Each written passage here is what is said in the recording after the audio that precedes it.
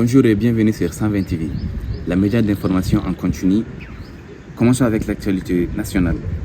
La Cour pénale a rendu public ce vendredi 21 juin un mandat d'arrêt contre les djihadistes maliens Yad Ghali. Le chef d'Ansardine est suspecté de crimes contre l'humanité et des crimes de guerre commis à Aguelok et Tombouctou lors de la prise du nord du pays par des groupes djihadistes en 2012. Aujourd'hui encore, personne ne sait où se trouve Yad Ghali. Tournons-nous vers l'éducation. Demain, lundi 24 juin, commencera le baccalauréat malien. Et cette année, on dénombre 979 candidats pour le baccalauréat général. Et ce qui fait en tout 3258 candidats pour le baccalauréat technique, 220 candidats pour le baccalauréat professionnel. Tous aspirant à décrocher le précieux sésame qui leur ouvrira les portes de l'enseignement supérieur. Du côté des plus hautes autorités du pays, notamment des responsables en charge de l'éducation nationale, des dispositions sont prises pour que le bac se déroule cette année dans de bonnes conditions. En respectant les consignes données par les surveillants, les présidents des centres. Toujours avec l'actualité nationale, à Bamako, 4 malfrats ont été arrêtés par le commissariat de police de Sirakoro-Meguetana. Le commissariat de police de Sirakoro-Meguetana, dirigé par le commissaire principal Sori Iwatara, a arrêté le 16 juin 2024 4 braqueurs en possession d'un pistolet automatique de fabrication russe et d'une moto Jakarta, dans le cadre de leur mission de lutte contre la délinquance sous toutes ses formes. Les forces de l'ordre intensifient les patrouilles nocturnes pour sécuriser les populations et leurs biens. Grâce à des informations précises, les policiers ont réussi à interpeller un délinquant. À présent, dirigeons-nous vers l'actualité internationale. Marine Le Pen estime qu'il ne restera à Macron que la démission pour sortir d'une crise politique. Marine Le Pen a estimé le vendredi dernier qu'il ne restera au président de la République française que la démission pour sortir potentiellement d'une crise politique, en affirmant qu'il ne s'agissait pas d'une demande de sa part, mais d'un constat.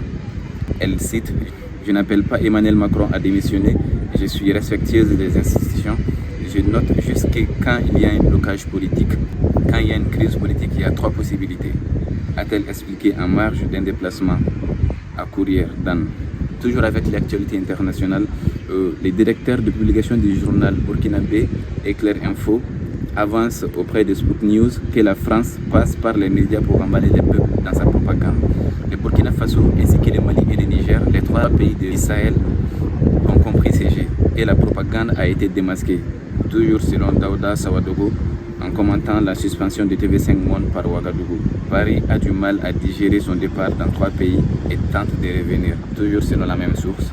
Laurent Gbagbo, une victime illustrative du média mensonge, selon le capitaine Ibrahim Traoré, le président du Faso. Le capitaine Ibrahim Traoré a indiqué le jeudi que la plupart des médias occidentaux font du média mensonge en prenant l'exemple de l'ex-président de la Côte d'Ivoire, Laurent Gbagbo, poussé en 2011 hors du pouvoir grâce à un appui de l'armée française.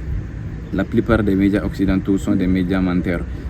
Ils ont passé le temps à mentir, à manipuler. Vous avez plusieurs exemples. On prend la Côte d'Ivoire qui n'a pas détesté Gbagbo à cause des médias occidentaux. Au Bénin, un homme d'affaires en garde à vue dans une affaire de sacrifice humain.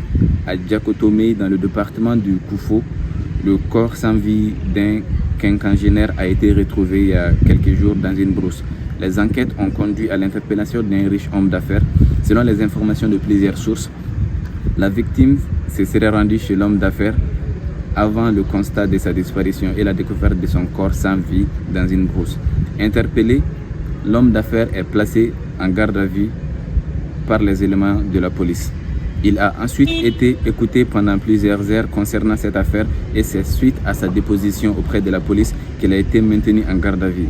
Selon le récit des faits, le riche homme d'affaires, promoteur d'un hôtel très connu dans le Koufo, aurait organisé à son domicile une cérémonie rituelle à laquelle la victime et son maître charlatan, surnommé Asuka, auraient pris part. Depuis lors, la victime, âgée d'environ 50 ans, est portée disparue précisément depuis le dimanche 9 juin. Peu après, elle a été retrouvée sans vie dans la brousse